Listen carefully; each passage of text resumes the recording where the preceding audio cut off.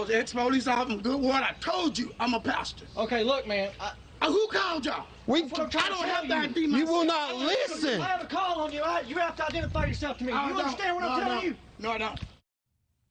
Actually, he didn't have to identify himself. Michael Jennings, who you saw there watering his neighbor's plants, is a pastor. He was arrested because his neighbors had asked him to come over and look after their garden while they were out of town. He was arrested. He's now filed suit over the weekend against an Alabama police department and the town. A different neighbor had called 911 to report a suspicious person. Police arrived.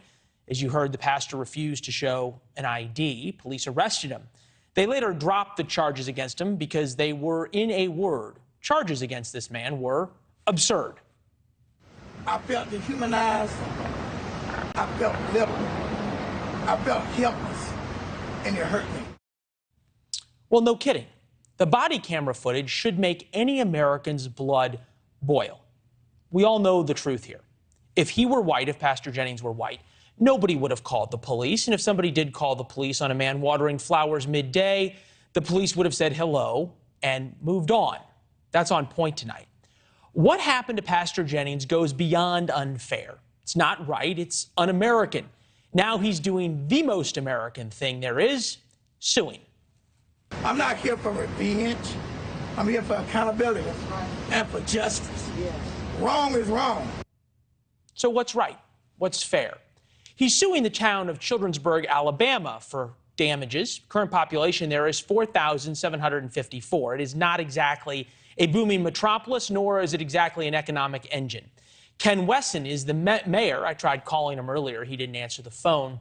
The dirty secret of lawsuits is that the people of Childersburg are going to pay, or their insurance company will pay, and the premiums will go up for all the citizens.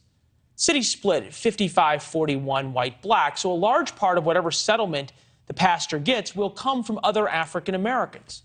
How's that fair? And the cops you see here in the video won't pay a dime, even though they are named in the suit that claims PTSD, among other problems now for the pastor.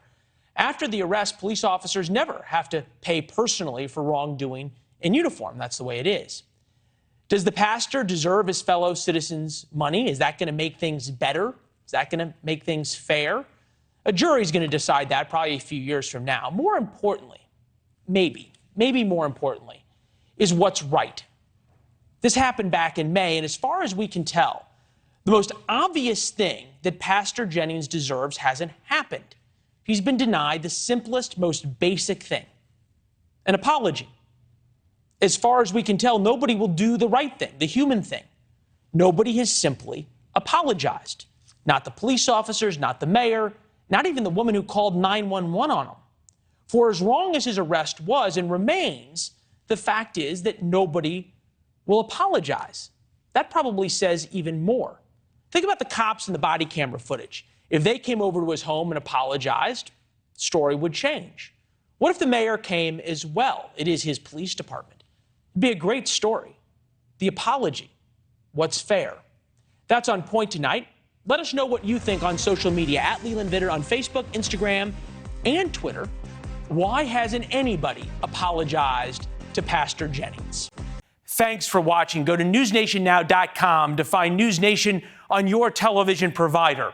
And don't forget to subscribe. Click the red button to get more of NewsNation's fact-driven, unbiased coverage.